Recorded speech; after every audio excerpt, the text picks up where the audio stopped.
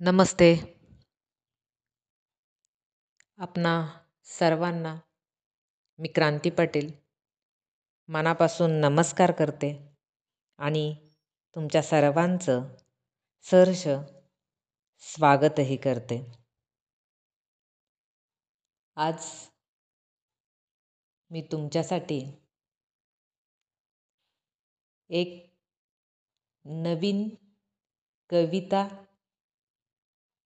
नव्हे तर एक नवीन विषय घेऊन एक नवीन लेख घेऊन तुमच्यापुढं हजर झालेले आहे.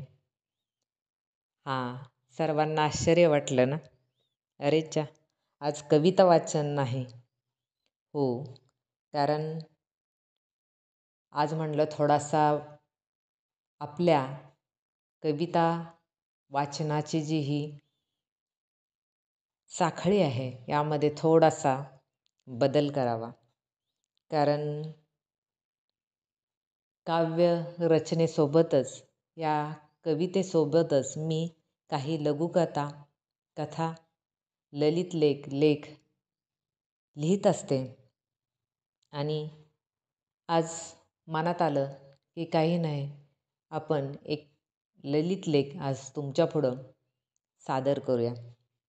तर ललित लेख म्हणजे तरी काय? तर लेख म्हणजे आपण एखाद्या विषयावर केलेलं लिखाण, बरोबर ना? तसं ललित लेख म्हणजे आपण एखाद्या विषयावर थोडंसं अलंकारिक पद्धतीनं केलेलं आकर्षक लिखाण म्हणजे ललित लेख, असं मी एक त्याची साधी सुटसुटीत व्याख्या तुम्हाला सांगेन. तर असा हा ललित लेख, या ललित लेखाचं वाचन किंवा मी लिहिलेला ललित लेख तुम्हाला नंतर ऐकायला आवडेल का, हेही तुम्ही आज या ललित लेखाच्या खाली कमेंट करून सांगायला विसरू नका. जर हे अशा पद्धतीचे लेख तुम्हाला आवडले तर मी अधूनमधून कवितेसोबत त्याचंही वाचन नक्की करण्याचा प्रयत्न करेन. तर चला वळूया आज आपल्या या विषयाकडे. तर आजचा हा ललित लेख मी लिहिलेला आहे, त्याचा विषय आहे चांदण राती. चांदण राती म्हणजे आपण काळ्या कभिन्न या रात्रीत जेव्हा नभोमंडपात ह्या लुकलुकणाऱ्या तारा चमकतात आणि त्यांच्याकडे पाहत आपण जी एक रात्र घालवतो ती म्हणजे चांदण राती. तर या चांदण्यांच्या खाली आपण लहान वयापासूनच या चांदण्यांच्या बरोबर अनेक रात्री घालवलेल्या आहेत प्रत्येकानंच.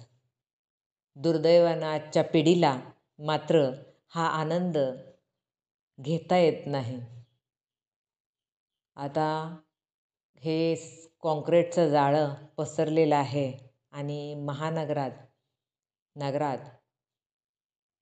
मुलांना जे आपलं सेलिंग असतं रूमचं, त्याच्यावरतीच मला वाटतं रेडियमचे चंद्रतारे वगैरे दाखवले जातात. पण खरं तर जो आपण निसर्गातल्या ह्या ज्या चांदण्या आहेत आणि यांच्यासोबत जो आनंद घेतलेला आहे, जी मजा घेतलेली आहे, ती काही वेगळीच असते ना. आणि तोच आनंद आज मी माझ्या शब्दातून तुमच्यापुढं व्यक्त करण्याचा प्रयत्न करणार आहे. कारण लहानपणी या चांदण्यात आपल्या मैत्रिणींच्या सोबत खेळ रंगायचे. माझ्या वडिलांच्या मांडीवर बसून मी या चांदण्यांचे, नभोमंडपातल्या ह्या चांदण्यांबद्दल खूप काही माझ्या वडिलांच्याकडून गोष्टी ऐकलेल्या आहेत. तुम्हालाही माझ्या काळातली जी लोकं आहेत त्यांनाही त्यांनीही ते ऐकलेलं असेल की आकाशात रामाचा बाण असतो, चोराचं बाजलं असतं, कुत्रं असतं त्याला पकडणारं, शुक्रतारा, ध्रुवतारा वगैरे अनेक नावानं या आकाशातल्या चांदण्यांची आणि माझी ओळख माझ्या वडिलांनी मला करून दिलेली आहे. आणि त्याबाबतच मी यात थोडंसं लिहिण्याचा प्रयत्न केलेला आहे. तर चला बघा तुम्हाला कसा वाटतो हा माझा ललित लेख. ललित लेखाचं नाव आहे चांदण राती.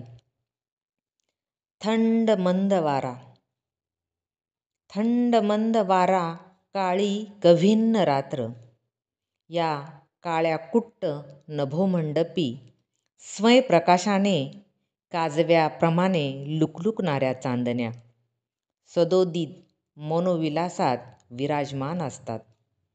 त्यांचे तेजस्वी दिसणं, लुकलुकणं बालवयापासूनच लक्षवेधक ठरले. जणू अतूट नात्यांची घट्ट विण बनत गेली. या नभांगणीच्या चांदण्याभोवती अनोखं भावविश्व सदैव घुटमळत राहिलं. येवलुशा त्या गोंडस रूपात आईच्या कडेवरती नाजूक बोटांनी या शुभ्र तेजस्वी तारकांना घातलेली हाक अजूनही ताजीच वाटते. हळूहळू या चांदण्यांची मैत्री इतकी घट्ट झाली की चक्क त्या अंगणातही खेळायला उतरायच्या. चांदण्या रात्रीत त्यांच्यासोबतचं खेळणं अविस्मरणीयच असंच ठरलं. मृगाच्या कुपीतील कस्तुरीप्रमाणेच.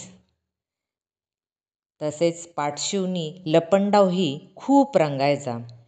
कधीकधी पाठशिवणीच्या या खेळात चक्क एखादी चांदणी दुडू पळायची, तर कधी वेगानेही पळायची सुद्धा. काही चांदण्या तर खूप आकर्षक व तेजस्वी दिसतात आणि आपलंसं करून ठेवतात हे उमगतही नाही. शुक्रतारा, मंगळ नेहमीच लक्ष वेधून घेतात.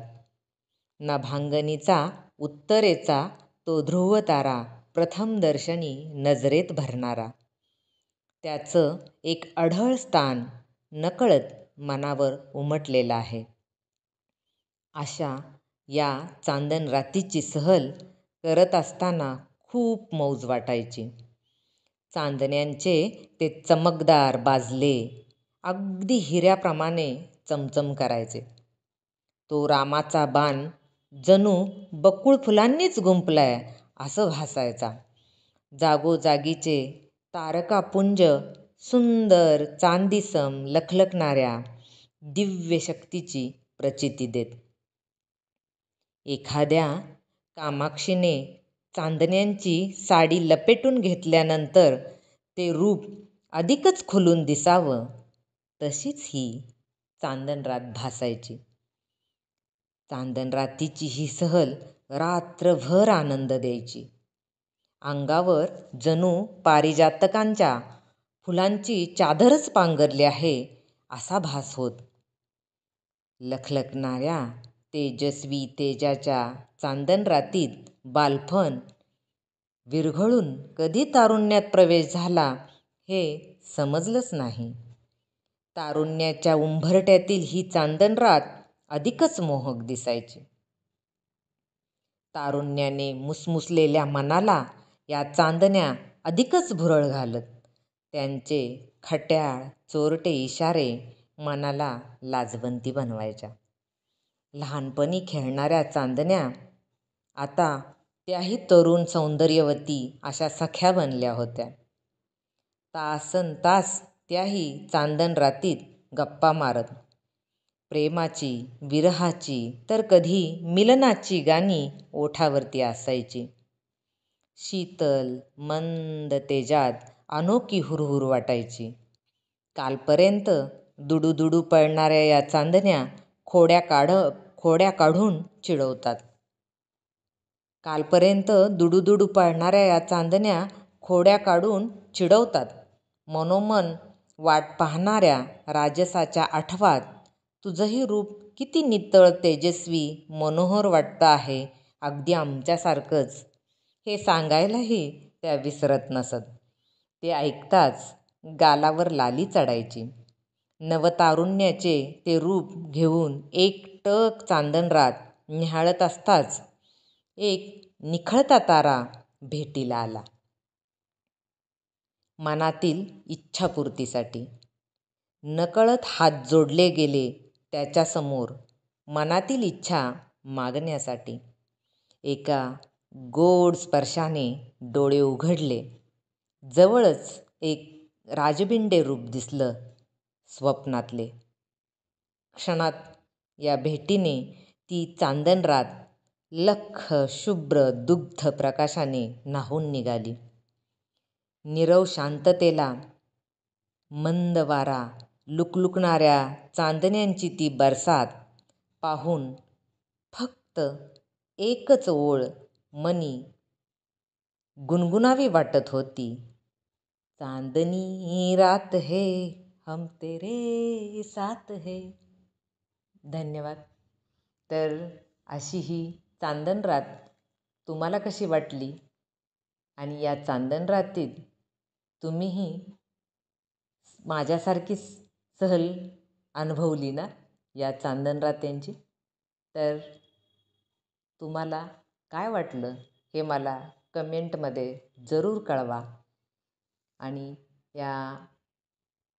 हा लेख आवडला असल्यास त्याला लाईक करा आणि माझ्या चॅनेलला सबस्क्राईब करायला विसरू नका. धन्यवाद.